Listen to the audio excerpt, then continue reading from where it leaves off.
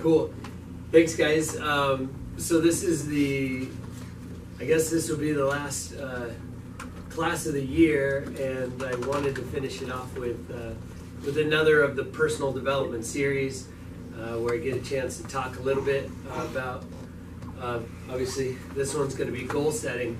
I just thought it would be highly appropriate on the 27th of December to be going into advice on doing New Year's resolutions, trying to make resolutions in an educated way.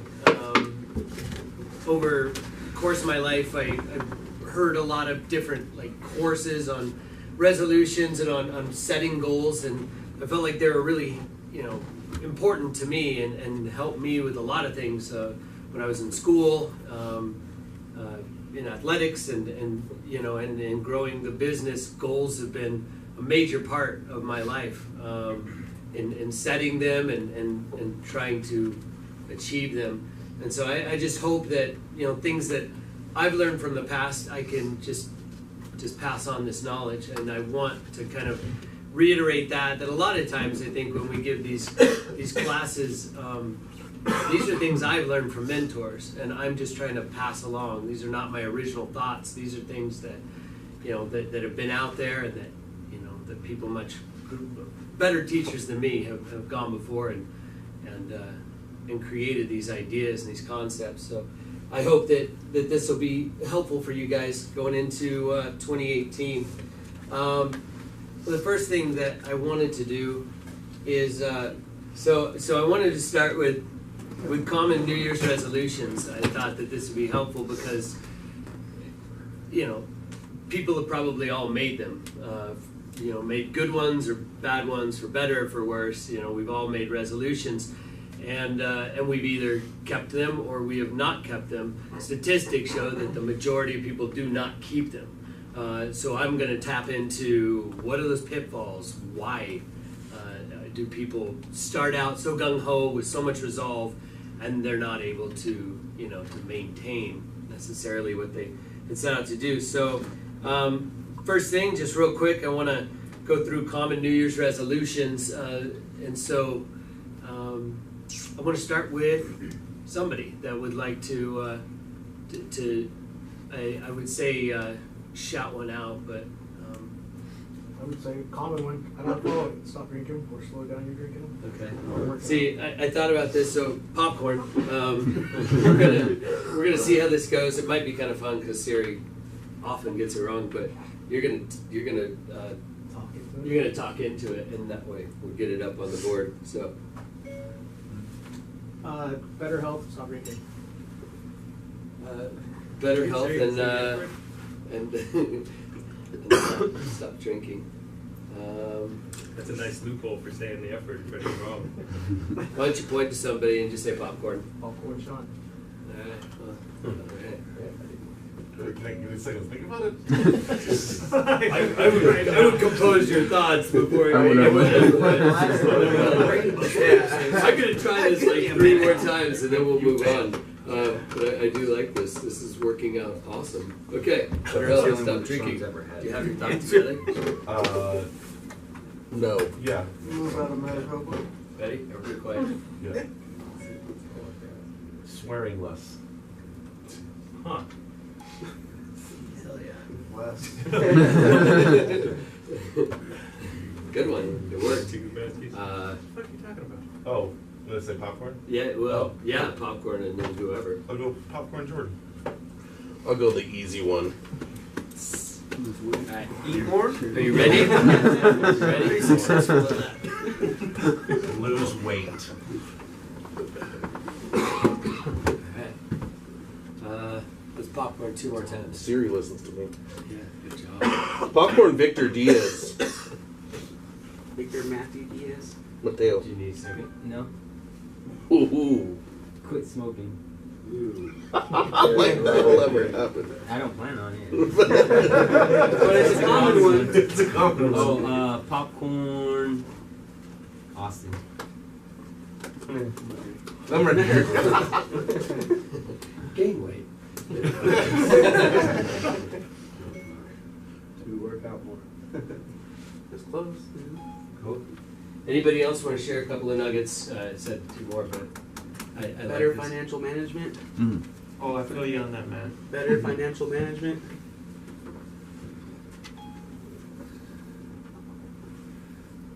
We got a ringer. Is that the only Right. financial one?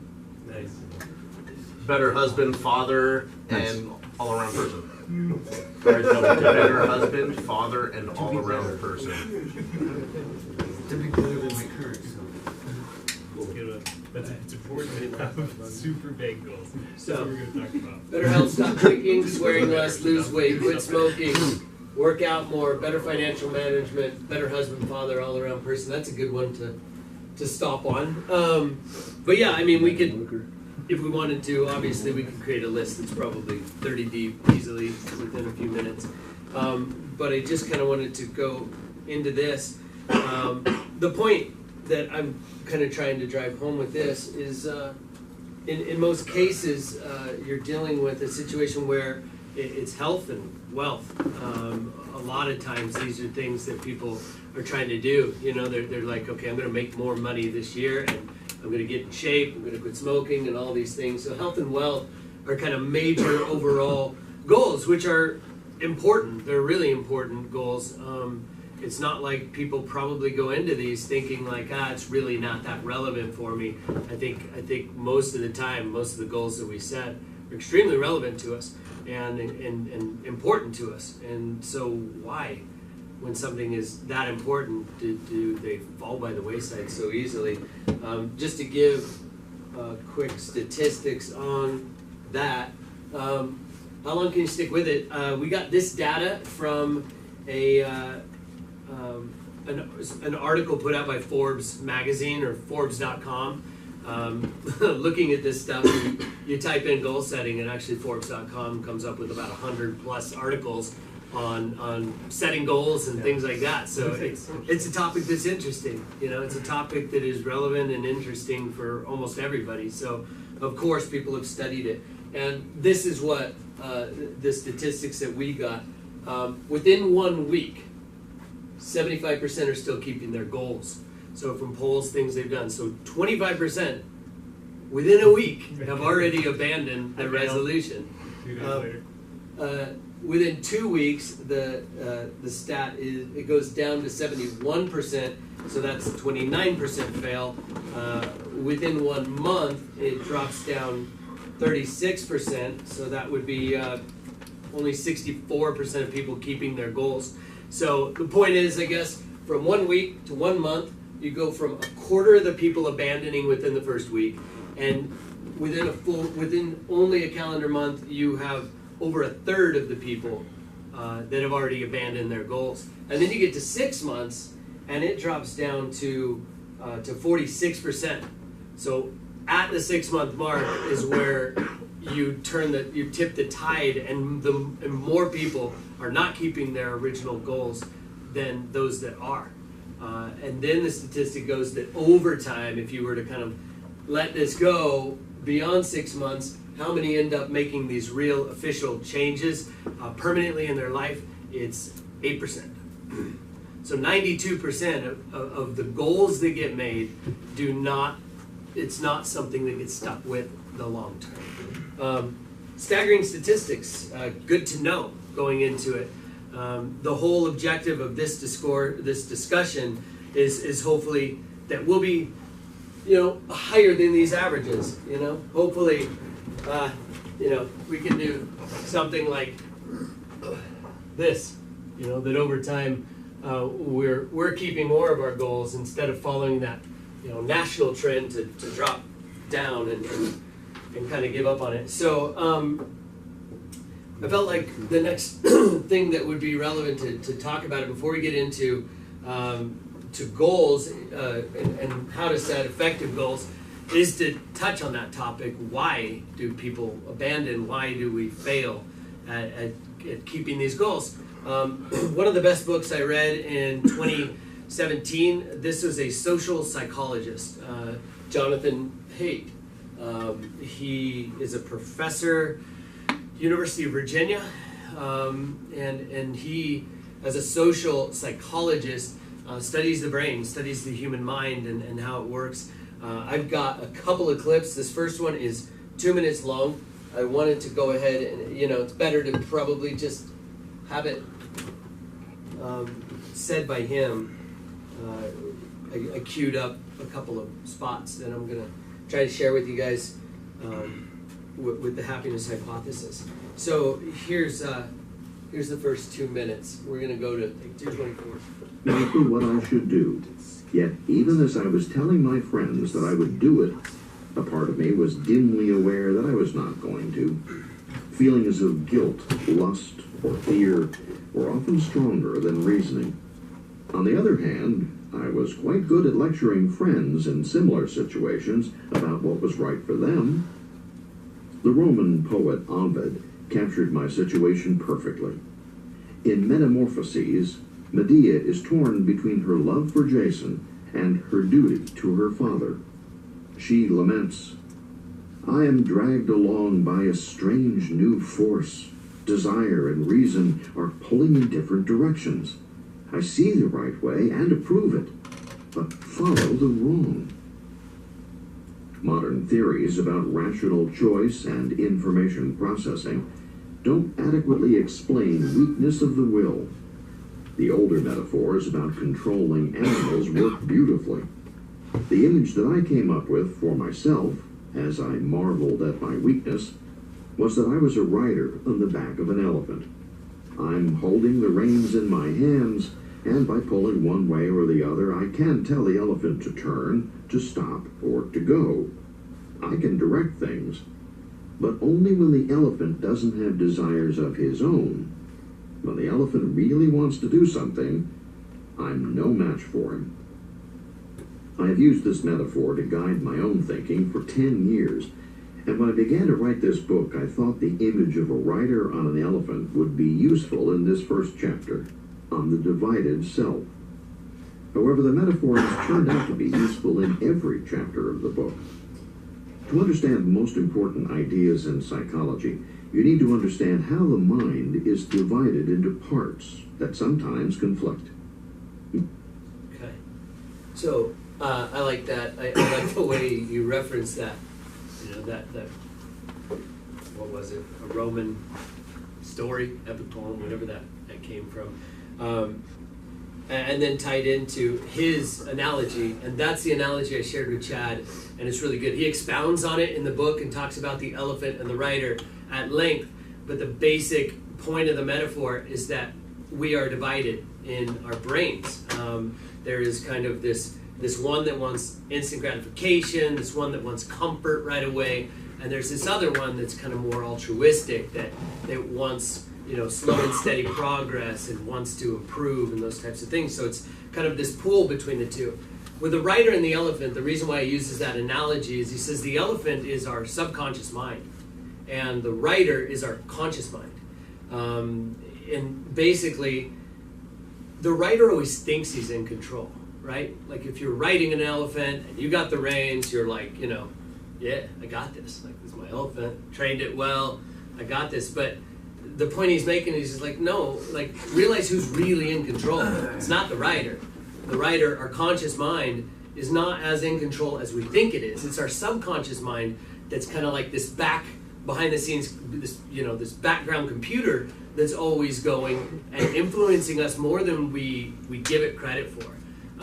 He goes on to say the reason why elephant and rider is because think about how much bigger the elephant. If the elephant wants to go left, do you think the rider's really going to steer him to the right? No, what ends up actually happening in our minds and in that scenario, the elephant starts going, he's like, rider's like, okay, I want to go right. And the elephant just starts swaying to the left. He's like, you know what, now, yeah, left's where I want to go anyway. Yeah, let's go left, elephant. And so we end up, just following our elephant, following our subconscious mind. When you tie that analogy to what we just said about people that are so resolved to make a resolution, to change, and then don't. It's the rider and the elephant. I think it was close to last year maybe that we were talking about you quit smoking. Did you mention it again? Were you the one that said that? Yeah. You know, and somebody said to quit drinking or drink less, and you know, in Chad's case, that was something that he needed to change a couple of years ago. But that's the thing, right? People, when they make these changes, it's almost like the writer finally gets a win. You know, the writer gets to tell the elephant. Later in the book, he says, you know, it's like you got to whisper into the ear of your elephant. There is this common respect between your elephant and your writer. Your subconscious mind does respect your conscious mind, but it's more powerful. So if you really want to make the change, you have to learn to harness or rein in that subconscious mind. In the scenario, if you've heard of people that get hypnotized to stop smoking, hypnotism is kind of like putting a writer to sleep, slowing down that conscious mind, and then that therapist or hypnotist has the ability to talk directly to the subconscious or to the elephant. And so that's when people that have had success by being hypnotized, it's like the therapist is able to go in and say to the elephant into its ear, hey, he really wants to make this change. You know, he wants to quit smoking. Can you get on board with this idea? And then people come out of that and something's changed in them. All of a sudden they can quit smoking. There is this resolve that has a better chance of succeeding. And it's cool because it's kind of like, you know, the whole hypnotizing and stuff is kind of like mystical unless you understand like what's actually happening. And so it's kind of cool when you think about that the elephant can be convinced. You just have to learn to harness it. A lot of people practice meditation or mindfulness, same thing. You're quieting the writer, the one that's your conscious mind that's having this chatter in your head, that's, you know, the one that's deciding it wants the ice cream or it wants the cigarette. You're muting him so that you can talk directly to your subconscious. I like the like scientific explanations for that too, where it's you've got these neural pathways that you started developing as a toddler, and that's the reason why you're constantly looking for comfort. You're constantly looking for, you know, you're constantly giving in to whatever your cravings are. But if you've ever had a 3-year-old, you know, you kind of understand this analogy perfectly. Like, because last night my 3-year-old wanted to eat apple pie for dinner instead of any food. He only wanted apple pie, and he lost his mind trying to get a piece of apple pie, and I wouldn't give it to him, you know, because that would be terrible Chapter parenting, 5. you know. So you think about that, like if my brain is my 3-year-old, it's like if I just give it a cigarette because it wants one, it's terrible parenting to my brain. You know, it's the same kind of thing. Like with my son, like I don't just give in to him to stop him from throwing a tantrum. I let him throw his tantrum, and I let him process through it, and then I make him eat his green beans. You know, and eventually he stops asking. He stops throwing that fit. You know, and you get past it, and then he's starting to learn. You know, and so it's having a 3-year-old is an excellent analogy for like trying to train your elephant. Yeah. It's mind control, basically, only over a 3-year-old instead of your own brain. But realizing that you have that 3-year-old in your own brain, it is a good way to think about it. It's like that kid throwing the fit, you know, with the cigarette, and then your conscious mind saying, I don't care what you want. I'm going to starve you of nicotine until you stop wanting it. You know, we think that our thoughts are us, but it's really, you know, controlled by things like our cravings, things like our subconscious mind. And so by understanding that, it's like an impetulant child that you have to be like, shut up, shut your mouth, you know, I'm not giving it to you. So yeah, it is good. And then the funny thing happens, and Chad will tell you, as he's seen over and over again, to quit drinking, it kept asking, and he kept saying no until it stopped asking.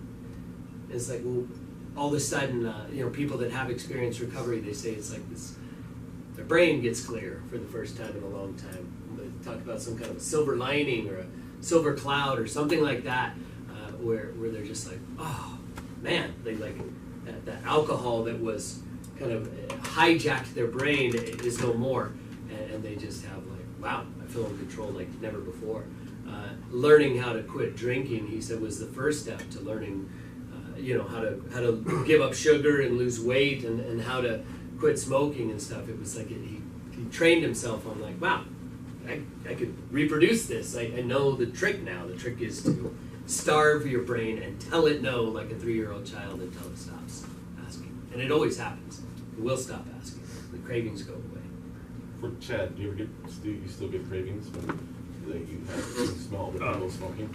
With cigarettes, yeah, like once in a while, like you do, you know. I mean, can you like smell some of your cigarettes that you used to smoke and be like, I really want a cigarette right now?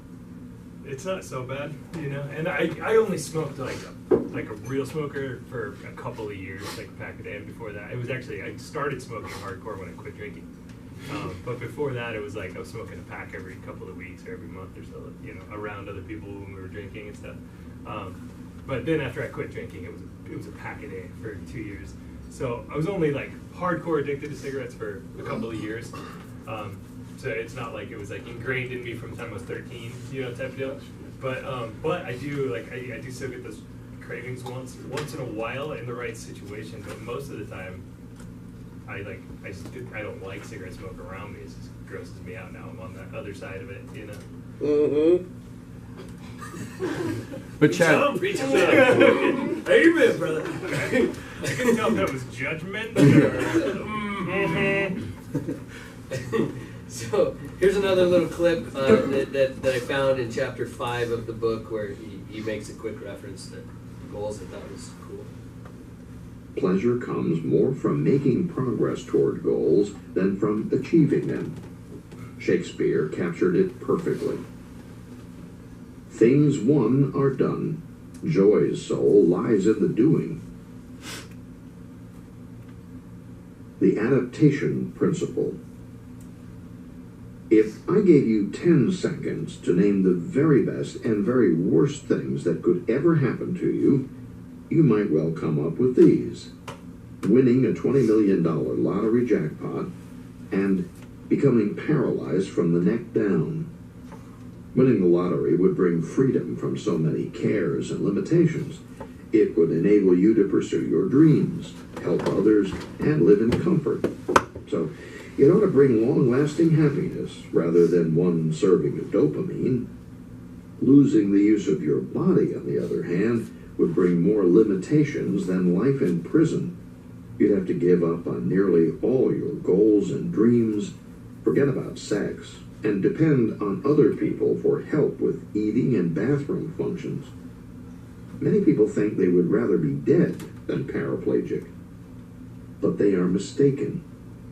Of course it's better to win the lottery than to break your neck, but not by as much as you think. Because whatever happens, you're likely to adapt to it, but you don't realize up front that you will. The Shakespeare quote, just to do that, you know, what he was saying there, what I wanted to capture is that the pleasure is in the journey. The pleasure is in the goal. He mentioned, you know, dopamine spike, and he said like a single dopamine spike, and he went into it in another part where he was saying, you know, it's the consistent progress towards your goal. It keeps giving you dopamine spikes. It keeps making you feel good. Like, you know, every week that you come, you know, you are keeping up with a goal. That's what feels good. Once you've actually achieved the goal, it's kind of like a, you know, awesome, I did it. But then there's no more dopamine spikes. It's like the dopamine spikes are happening while you're actually like, yeah, this is working. You know, when you're running a race, you know, you think that the joy sits at the end of the marathon, but the joy is actually happening in the 9th mile, in the 12th mile, in the 18th, which was the furthest you'd ever gone before, and you're like, man, I'm doing it, I'm almost there. And then you finish, and you know, and you're expecting for like, here's my big moment. It's really just a sense of achievement, and then you go throw up and, you know, nurse your feet for the next 6 months. But the point is that, you know, that the happiness that comes from it, it comes in the process of achieving it. So I feel like if you can hang on to these nuggets, this can help not be a statistic. Is recognize that you have to change your subconscious mind, and that the joy comes in the pursuit of it. And so I feel like that changes it, where a lot of people don't. they'll relapse, or they will, be on their way and then they'll screw up. And it's almost like an excuse for your elephant to just slide back in, rather than that rider kind of being like, okay, he was deviating left, but I'm gonna bring him back right. Here we go. Happiness requires changing yourself and changing your world. It requires pursuing your own goals and fitting in with others. Different people at different times in their lives will benefit from drawing more heavily on one approach or the other. The point you made there, like, there's happiness in making those life changes. There's a lot of happiness that comes with that. We had touched on it with Because I Said I Would before, and I feel like that ties in. The difference here, what we're trying to teach from the Because I Said I Would, is that those are major life changes, and like quitting smoking, things like that, those are goals that are lifelong and really important commitments to yourself. Where with this, it's kind of like, what are the short-term goals that are going to get you to those nice, really satisfying and self-improvement and hitting the higher objectives. So yeah, that's the last thing that I have to share actually from Happiness Hypothesis, because I'd like to dive into the next thing now. So it was kind of funny because we looked up Forbes.com and we got some good information on that, and then I was brainstorming and I'm like, okay, like, what are good goals? And I was like, okay, it needs to be specific, it's got to be measurable, it's got to be achievable, and I just started reading off all of these things, and then I'm like, what's the mnemonic that will help this stick in our mind? And it's called SMART goals. Like, it's actually on the internet called SMART goals. And so I got this idea that I would, just in the spirit of trying to help it stick in your guys' head and stick on my head, I sat in the car and I made this. Is it readable? Like, you guys see that? And I like that it was bilateral. So it's like this half of the room can be looking at it, and this half of the room, and those are cross-eyed. You can probably see them both at the same time.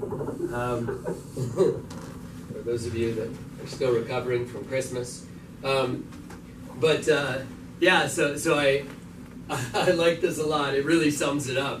We wear it on our head. It is going to be something we can remember, and we'll carry it around. And so hopefully this can be committed to memory. Because now that we've talked about why we fail at the goals, we're going to get into making the right goals.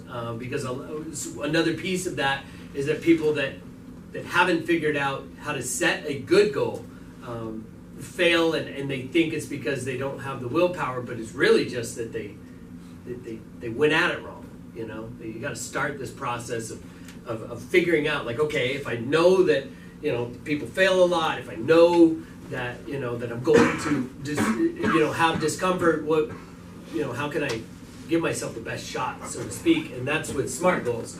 You have to be specific with it. It has to be measurable, achievable, relevant, and timely. So when you talk about specific, how would you guys say, what are some, a bad example of a very general one would be, everything that we just mentioned. They're not bad examples of like endeavors. It's just a bad example of how to write that down. It's a bad example of how to actually accomplish it. Just saying I want to lose weight, like, how much weight? When would you like it to be done? When are you going to feel like it? So using weight, switching from smoking, I feel like that's a good one to start with.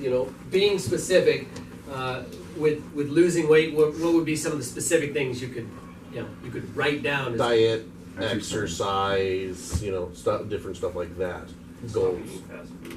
Yeah, things like that would be getting more specific in the goal to do it.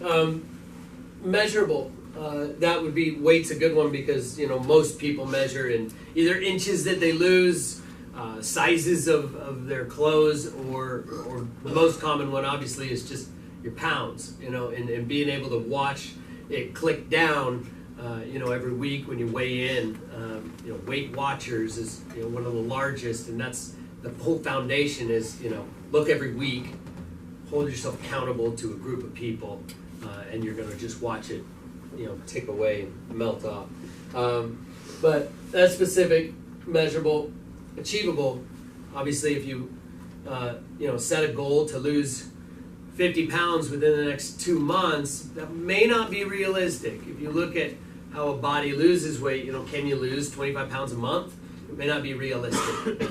So you've got to put it in reach. You got to give yourself the type of goal that you believe, that your elephant believes is actually something like possible to do. Relevant along the lines of losing 50 pounds. Somebody may say, I'd like to lose 15 pounds, which might be applicable to some people in this room. Like that, if I lose 15 pounds, I'm there. Might not be relevant for Jordan. Maybe it's 50. Maybe with Derek, it would be 50. The point is, it's like, make it relevant to you. Like, if 15 isn't something that's going to give you this sense of accomplishment or satisfaction or what you're going for, make sure that you've customized it to be something you want and achievable. Some people in the room may set a goal to gain 15 pounds. Like who? Well, so, and timely. It goes along with specific. That's where you put a deadline to it. It's where you tell yourself, I'm going to lose 15 pounds in 2 months. Or you can get more specific and say, I want to, so if I break that down, I need to lose, 1 pound a week for the next 15 weeks or whatever, and that's how I'm going to get there. So giving yourself the short-term time management also makes it more achievable. And that's all I have to share. No, yeah, pretty much. I want to, I guess what I'd like to do, just to kind of get the pump started, like we did with the happiness list, how we got into our notes and we made one here so we could start that process. A reminder, it's a dynamic thing. It's meant that you keep that up. So if you guys haven't looked at that lately, please, into this, this course, like read it real quick before you take off. Please, maybe think to add a couple of things. In the spirit of New Year's resolutions, you probably think of some things that make you happy when you are doing them, like exercise and those types of things. Put that on your happiness list to remind yourself often, like hitting these goals is what is going to make you happier.